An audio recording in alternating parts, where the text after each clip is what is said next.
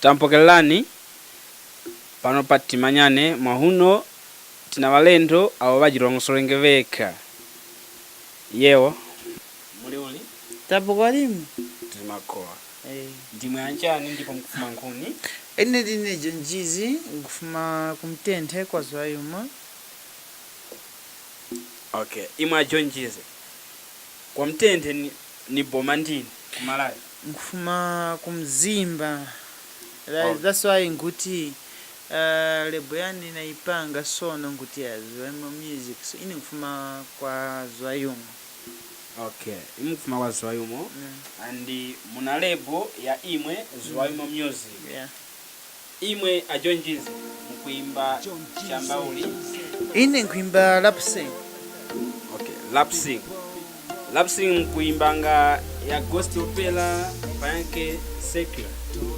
No, ine nkuimba jo search for mwane nipange album sona.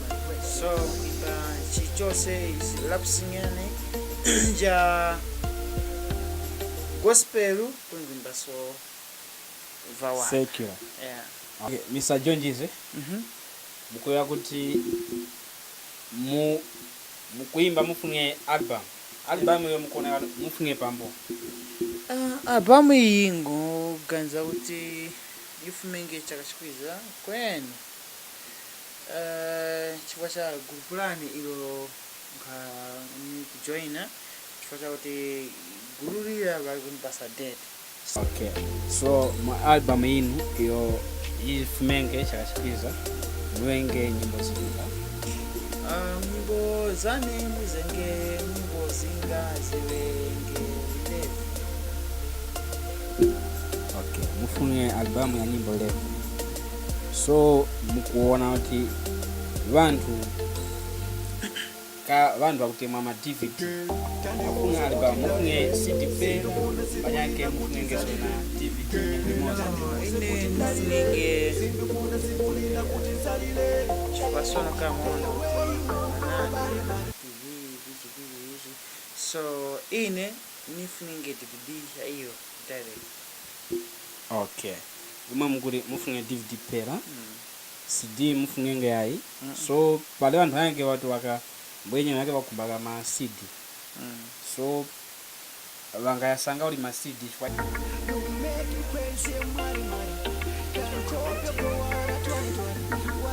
Ningimba. So mwana mapaleti sona.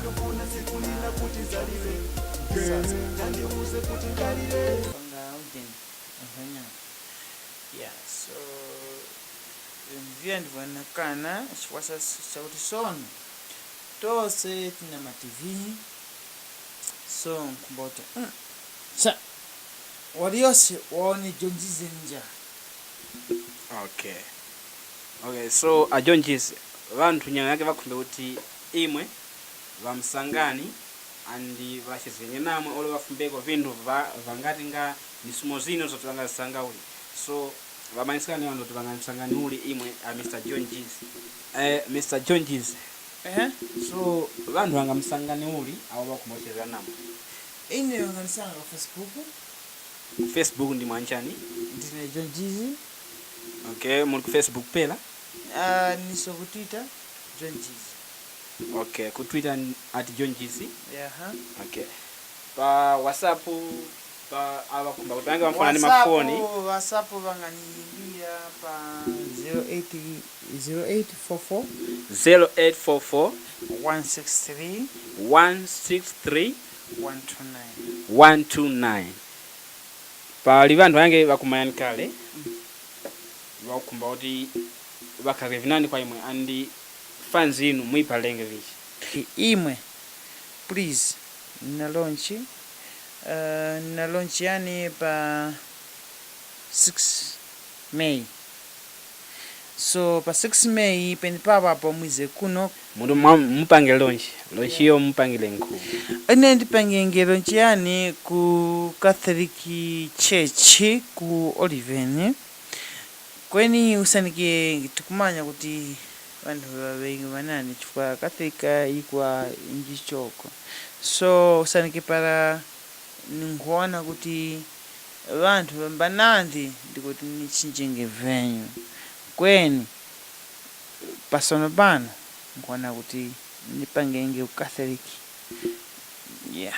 Okay, so pale vanthu vanyake vakuti vali ku Malawi kuli malo yanandi vanyake Blantyre, Mzuzu, Lilongwe kweni kapa mkwe wakataka kuti Oliven munthu akamaya kuti Oliven ni nkhuni yayi so mulongosole kuti Oliven ni nkhuni.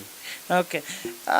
Koliveni ni munu mjubeki ku South Africa. South Africa, yeah. Okay, so album inu sumo zinyake mulupanga kale pange mbu nyo ine munyimbo zane nilinyimba kale zonse.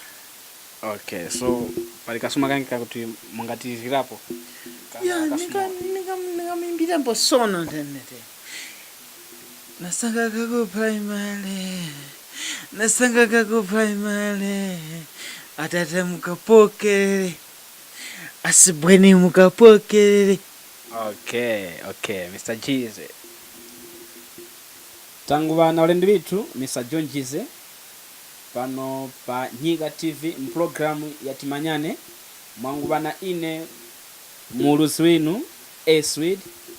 I hope we can meet again next time. Goodbye.